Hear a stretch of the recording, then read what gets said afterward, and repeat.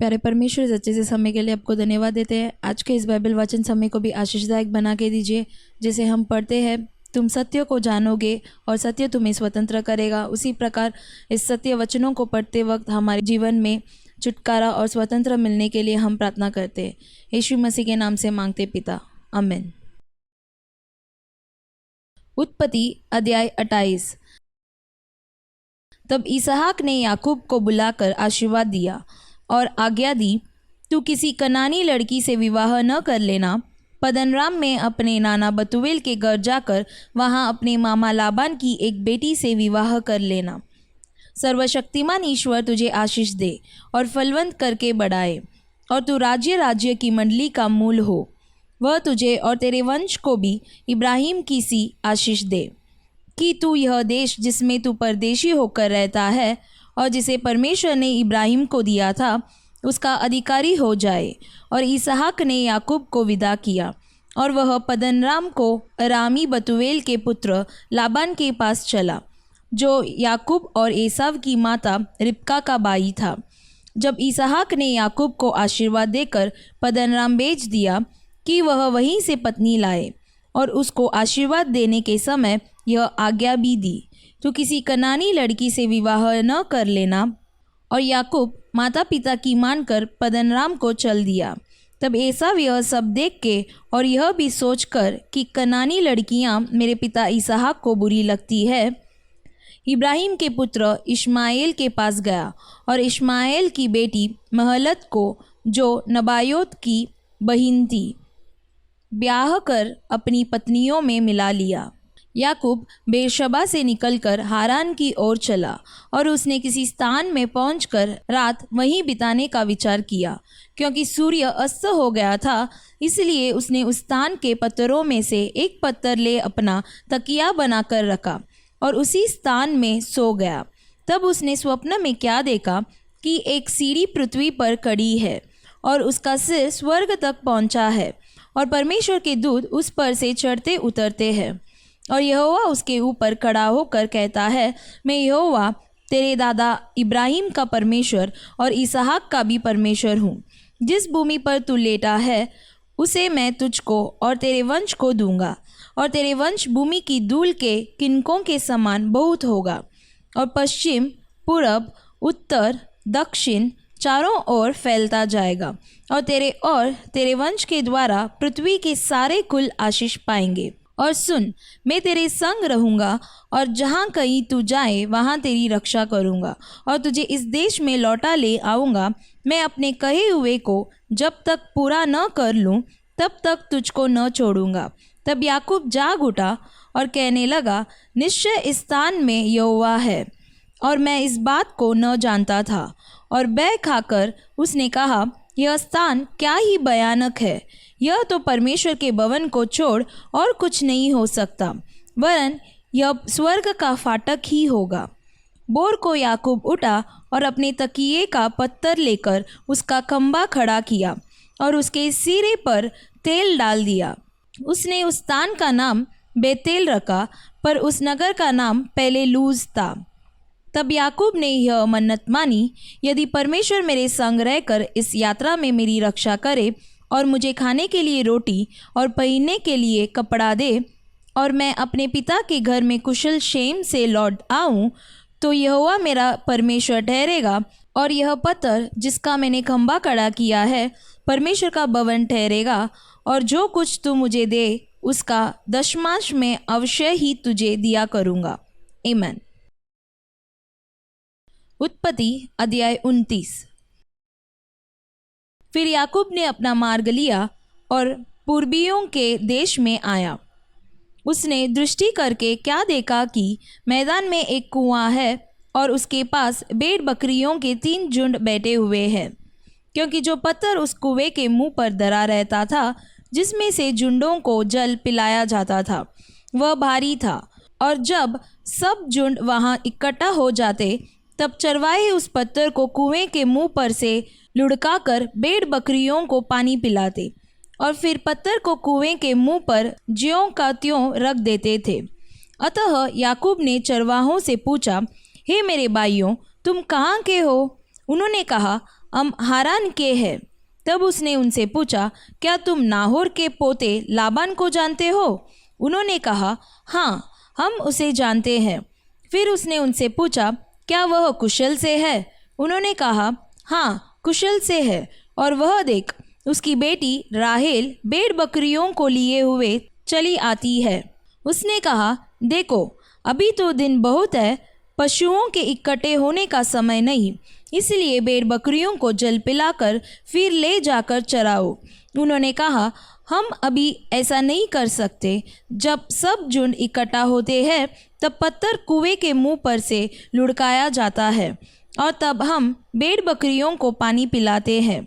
उनकी यह बातचीत हो ही रही थी कि राहेल, जो पशु चराया करती थी, अपने पिता की भेड़ बकरियों को लिए हुए आ गई।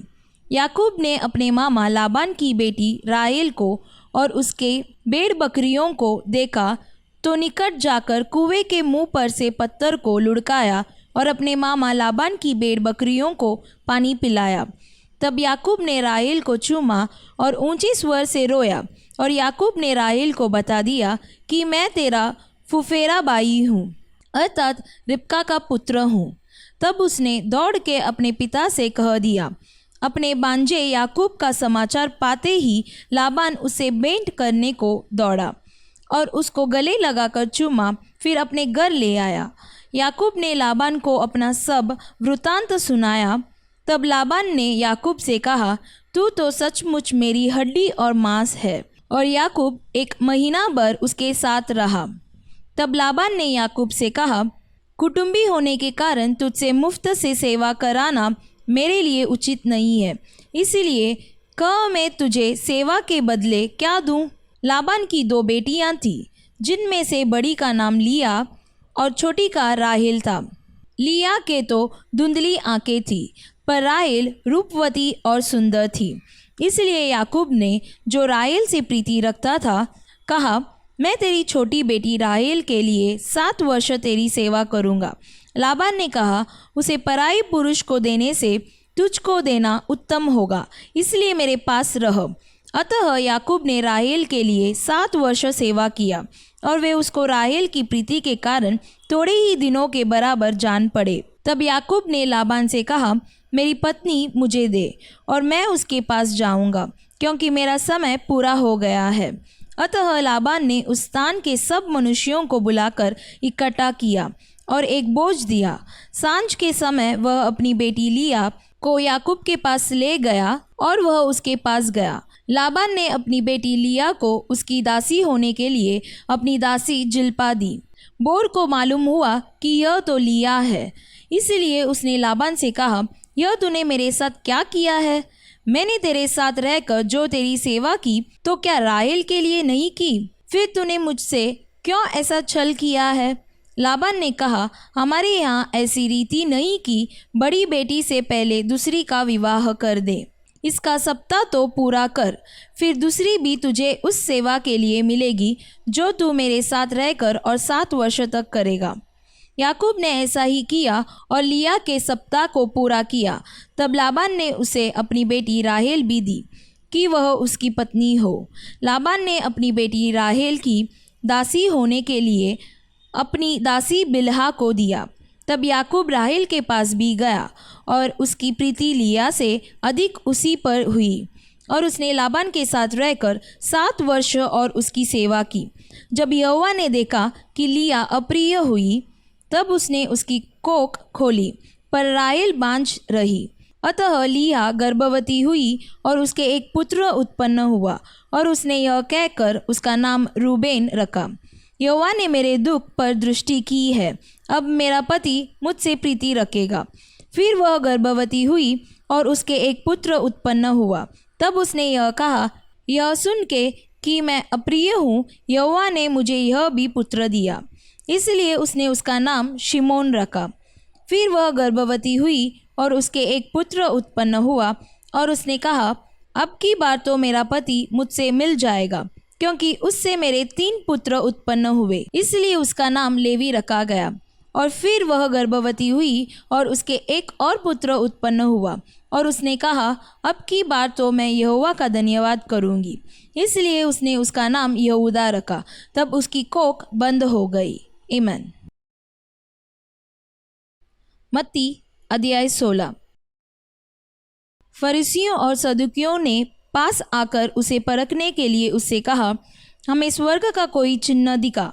उसने उनको उत्तर दिया, सांझ को तुम कहते हो मौसम अच्छा रहेगा क्योंकि आकाश लाल है, और भोर को कहते हो आज आंधी आएगी क्योंकि आकाश लाल और धूमिल है। तुम आकाश के लक्षण देकर उसका भेद बता सकते हो, पर समयों के चिन्हों का भेद क्यों नहीं बता सकते?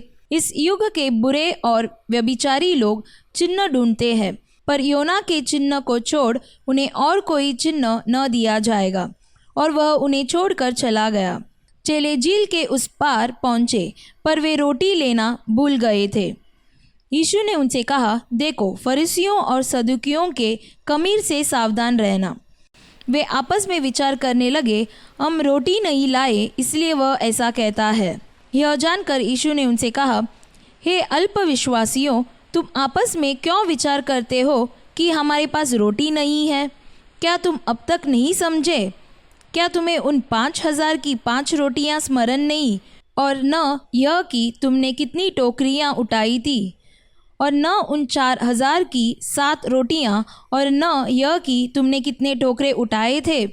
तुम क्यों नहीं समझते कि मैंने तुमसे रोटियों के विषय में नहीं कहा, परंतु यह कि तुम फरीसियों और सदुकियों के खमीर से सावधान रहना।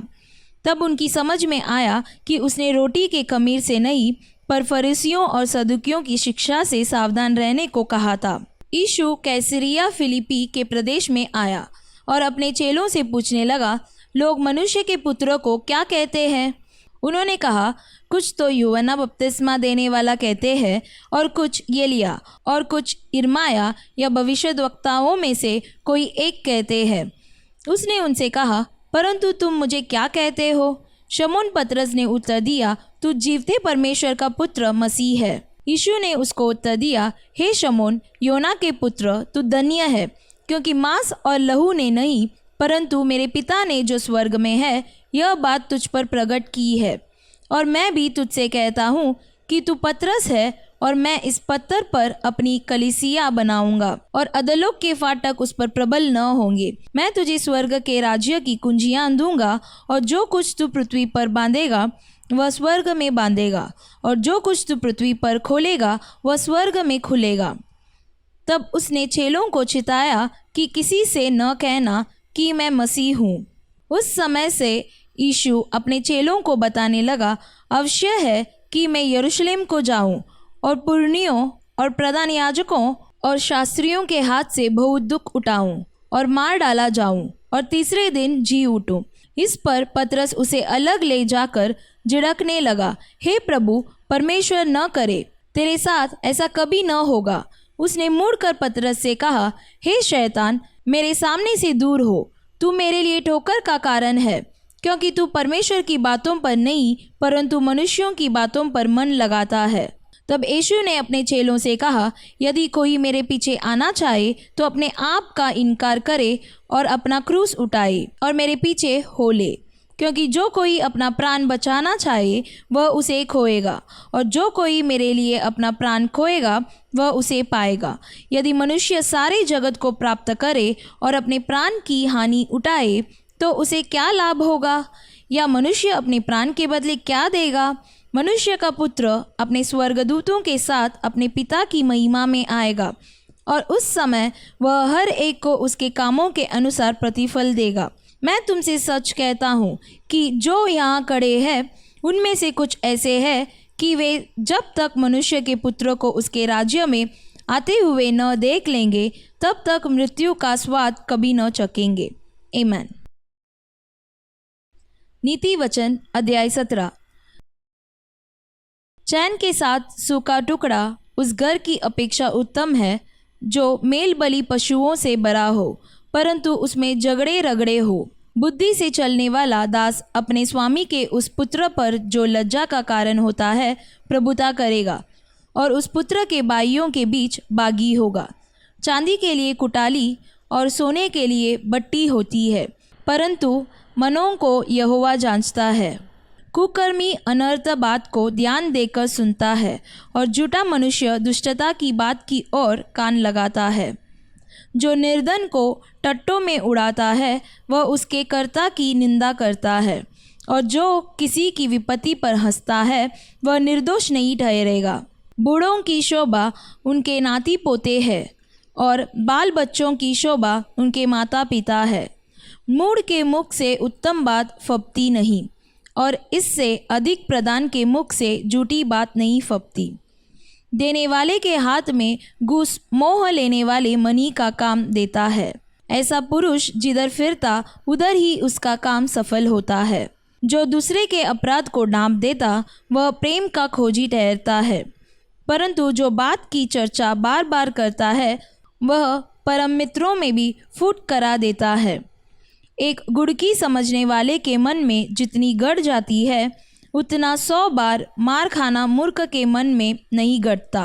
बुरा मनुष्य दंगे ही का यत्न करता है, इसलिए उसके पास क्रूर दूत भेजा जाएगा। बच्चा चीनी हुई रिचनी से मिलना तो भला है, परंतु मूढ़ता में डूबे हुए मूर्ख से मिलना भला नहीं। जो कोई भलाई के बदले में बुराई करे उसके घर से बुराई दूर न होगी। झगड़े का आरंभ बांध के छेद के समान है, झगड़ा बढ़ने से पहले उसको छोड़ देना उचित है। जो दोषी को निर्दोष और जो निर्दोष को दोषी ठहराता है उन दोनों से यहोवा घृणा करता है। बुद्धि मोल लेने के लिए मूर्ख अपने हाथ में दाम क्यों लिए है? वह उसे चाहता ही नहीं। मित्र सब समयों में प्रेम रखता है और विपत्ति के दिन बाई बन जाता है। निर्बुद्धि मनुष्य हाथ पर हाथ मारता है और अपने पड़ोसी के सामने उत्तरदायी होता है। जो झगड़े रगड़े से प्रीति रखता वह अपराध करने से भी प्रीति रखता है, और जो अपने फाटक को बड़ा करता वह अपने विनाश के लिए यत्न करता है। जो मन का टेढ़ा है उसका कल्याण नहीं होता, और उलट फेर की बात करने वाला विपत्ति में पड़ता है। जो मूर्ख को जन्म देता है वह उससे दुख ही पाता है, और मूढ़ के पिता को आनंद नहीं होता। मन का आनंद अच्छी औषधि है, परंतु मन के टूटने से हड्डियां सूख जाती है। दुष्ट जन न्याय बिगाड़ने के लिए अपनी गांठ से घूस निकालता है। बुद्धि समझने वाले के सामने ही रहती है, परंतु मूर्ख की आंखें पृथ्वी के दूर दूर देशों में लगी रहती है। मूर्ख पुत्र से पिता उदास होता है और जननी को शोक होता है। फिर धर्मी से जुर्माना लेना और प्रधानों को खराई के कारण पिटवाना दोनों काम अच्छे नहीं है। जो संभल कर बोलता है वह ज्ञानी ठहरता है, और जिसकी आत्मा शांत रहती है वही समझ वाला पुरुष ठहरता है। मूढ़ भी जब चुप रहता है तब बुद्धिमान गिना जाता है, और जो अपना मुंह बंद रखता वह समझ वाला गिना जाता है। आमीन।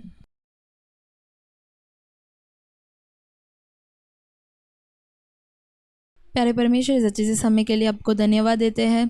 जैसे हम पढ़े थे, आपके पीछे होने के लिए हमको इनकार करना चाहिए, उसी प्रकार आपके पीछे होने के लिए आप मदद कीजिए परमेश्वर। और नीति वचन में जो देखे थे हर एक बात हम भी संभल कर बोलने के लिए मदद कीजिए परमेश्वर, और तब ही हम लोग ज्ञान में बढ़ोतरी पा सकते हैं। उसी प्रकार इस पूरा दिन हमें चलाइए, आपके हाथों में समर्पण करते यीशु मसीह के नाम से मांगते पिता, आमीन। God bless you.